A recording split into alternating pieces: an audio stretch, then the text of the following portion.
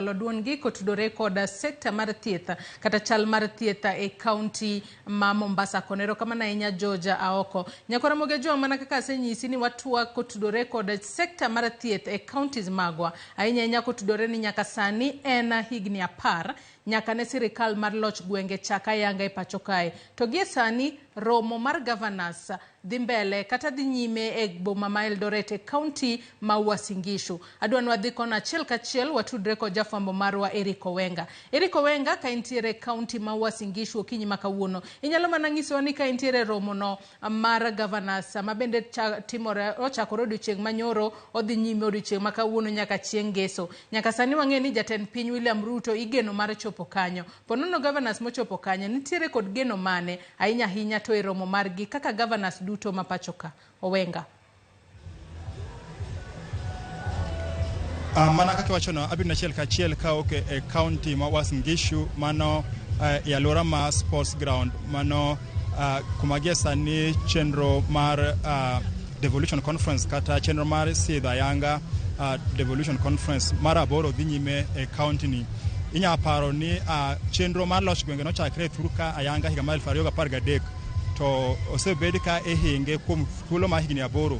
Koro diche makawuono mana kiwachono wageno ni jatend piny William Ruto nyamor kasa asaya mar yawe ayanga odiche makawuono kaka okang' maneno ni okete e lwet jopiny mondo koro gik madhi mbele onyiso nyaka otingo nyaka nyisruok ma gik moko ma olos moko county mopogore opogore nyaka Ramogi. Koro ka governors moseyuoro ka mane oyudo thuolo mar twakoro gima gitemo wacho en ni ikinde mokalo loch mag gwenge osebedo ka ido kod obadho ka bedo kod obadho mathoth ahinya kalure kod pok mar omenda ma kip nyoch mamalo. Koro gin gigeno ni samoro ka jatend piny biro chopo ka matwak biro chiwo singo maneno ni telo mare ahinya makoro sani ohingo higa achiel biro neno ni loch gwenge otegno kendo oyudo misa makare kalure ni omenda ok bileo mar konyogi chopo thuolo magi mag tije. To gimanya koni kinde mokalo wasayudo kong'eyo ni bende chenro mar loch gwenge osebedo kod ng'ikruok kalure kod moko kuom MCAs kod governors osebedo ka yware ahinya to weche mag tayo chenro mag county. Kapok adhi mabor an kaka achiel kuom moko kuom jotelo ma yanda oyier MCAs mathuruka migosi Samson Ochieng Jera mano jaod bura mar county assembly Malindi e kadak ma Kibra mabende chopo ka kapok adhi mabor nitamie thuolo to konan to chopo mare ka nyiso ng'owa to ere ber monyawache kalure kod loch gwenge makoro ihingo kuom thuolo mar higni 10 kawuono machiegni Ochieng. Ano kichopo ka to nyiso to kaka achiel kuom MCAs ma Nairobi wasabedo kwano ka MCAs thoth githoro yware kod governors kuonde magitiye. To governors ywak samoro ahinya mane mosebedo ka temo bende deko kata rocho dwaro margi mar chiwo dongruok ni jopiny. Ero kamano mokwongo e kona te manie Kenya ni nyiso ni nyaka som maber. Kidhi kuonde moko gero skunde mag nyithindo ECDs gi pesa ma devolution ni. Kidhi weche mag pur inon ka e gwenge ma timo gine mag pur gi imigi pesa odoke Kibira kuma ai Lindi kacha ere mabire ang'eyo ni gigite timore Lindi kanyo keche ana wuona chiwo bas Lindi. At the same time Nairobi ni kod kamati mar agriculture ma ani kamati mar agriculture ma weche mag pur ma wegi gin gik mantie e county ma Nairobi. Molo duto eneni wang'iyo gimose migini 10 gigi mapoko yudo ko migini 10.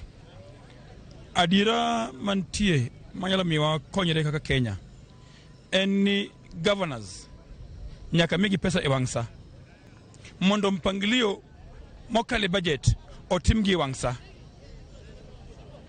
To maber molo duto en nyaka county ka county omed allocation ma pesa michiwo. Kasa ni wamor ni Kenya osego atua maduong' e yo mar devolution e gik motimo jopiny temna percent 15 kende. Kadipo ni sirikal nyalo yie kaka jo Kenya dwaro mondo gichiw percent 45 ne governors e counties giduto tang'isi ni kech madhi mbele e Kenya ni biro rumo nikech ng'ata e county mora buno ngima timo ni jopiny. Ko wach mar pesa miwacho ni onego bed ni piny owacho mamalo chiwo ni governors e wang' sa. Ang'o kendo manyacho ne obadho higni 10 bang' chaka yanga chenro mar loch gwenge ni ithuru ka minya neno kata minyacho kaka achiel kuom jotelo ma ando yier. Obadho mamacho kai mokwongo en tamruok medo counties pesa. Mani gima dumo lo duto. Ko med counties pesa nyaka 40% kata 45%. Mano e yoma yot mag konyo jopiny sani Kenya kai. Kata MCS sani kaka Nairobi wano ncho yudo 17 million mar gero ward mara Malindi. Ne wamede nyaka 23 million. Ki penjorin 23 million nyaka gerango malich e ward e higa chiel. En gima tin kabisa. Omiyo wan be wadwaro ni kapon pesa medi jo county government. To be kata komiwa every year between kinde million prabich gi 100 matimo dongruok e ward magwa. To angadira ni nyithiwa maonge tije dhi dongo tije. Angadira ni kuonde maonge skunde mag ECDs gi idhi gergi. Kuonde maonge maendeleo mora MCA bedo kod kamati maggi to gipango maendeleo e gwenge. Machielo nyaka mi MCS teko to gi pesa magi bedo piny kamati maggi gipango go maendeleo nikeche kagima MP timo ema MCA be timo ang'o masendo gima pesa be timo kakotimo no wabendo yierwa to tich motimo e bunge ema be obunge be timo ken legislation watime e parliament ken oversight watime oko kacha gi e parliament ang'o masendo gima pesa mondo wariemb go maendeleo mag jopiny. Mana kwa tieko koro kwa chiwe kata rang'iny bang' higni 10 gi inyam iwi kwanata malo 100 inyamiyo loch gwenge adiwa kaka jatelo. No, adire mantie nyaka wach ni tiyo to be ber. Ka an awuon anyalo migi prebiche miya. To ka migi ni yo marach. Amiyo gi nikech gitemo pesa matin. Ka inyalo miwa pesa machop 40%. Tang'isi ni gina paro mabiro Kenya biro bedo malo moloyo Singapore. Gima duong' Kenya ka en nanong'o pesa. Nikech machielo en kaka governors tiyo gi pesa magiyudo. Be pesa magiyudo ka gitiber. Be gik magichulo ne gitimo go pesa gi en adiera kose gine yamo. Nyaka bedi kod jo governors to gi jotelo makoyudo pesa to tigo e yo makonyo japiny. Ok yo machulo hewa ok yo matimo mredi makonyo gin giwegi ok yo mar kwalo pesa. Ywak boso bedo ni un kaka MCS ahinya kuonde ma mibadhi ogoe newa MCS ng'eny gi irwaki ofuko kod governors. Dibed ni samoro bende kori mano bende en achiel kuom obadho matemo rocho dongruok e kor gwenge. Awuok Nairobi to tije maduong' kwanza an kamati mar pick mang'iyo mibadhi motimre e county. Ang'isa adiera ni until now onge gimosebiri mesa mara mibadhi mondo mi investigate. Mano ng'iso ni jomoko bende kawo thuolo mana ma kete propaganda mondo thugo ji.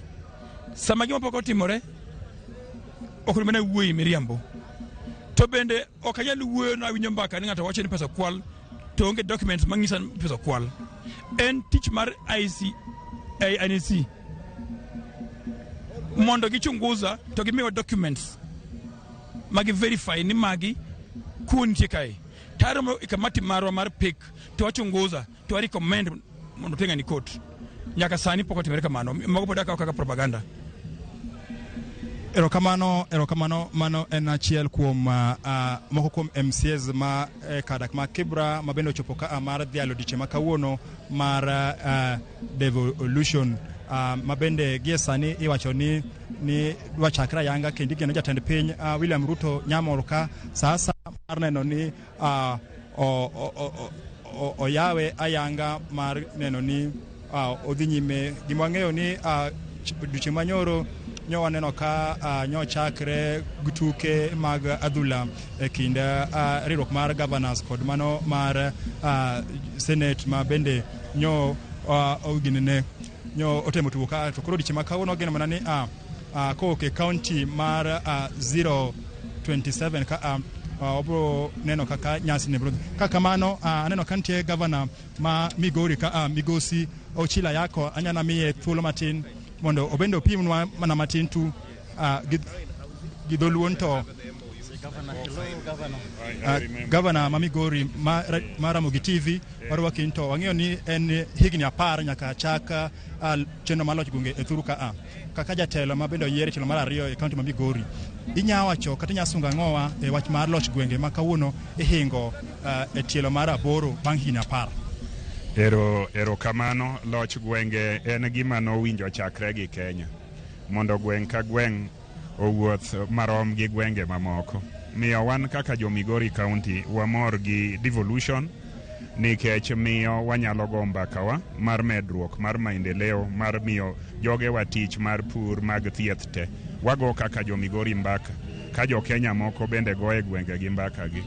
Gima chendo sani en ni serikal mar taifa ok otengo omuom moromo timo gigi. Kwa mfano ECD nyithindo tema dhie primary nyaka kadhe ECD ni e lwet governors onge pesa mokete.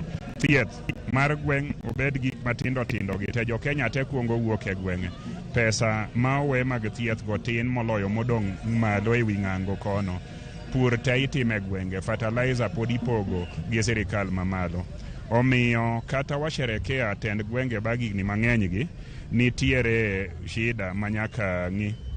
Kaen gima jo Kenya orwako kendo hero bunge gi sirikal mamalo nyaka kelo muom madonje ei gwenge go temuaye.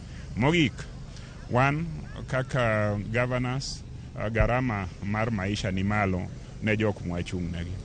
Weche mag garama mar maisha iyale bunge mamalo to gi national government.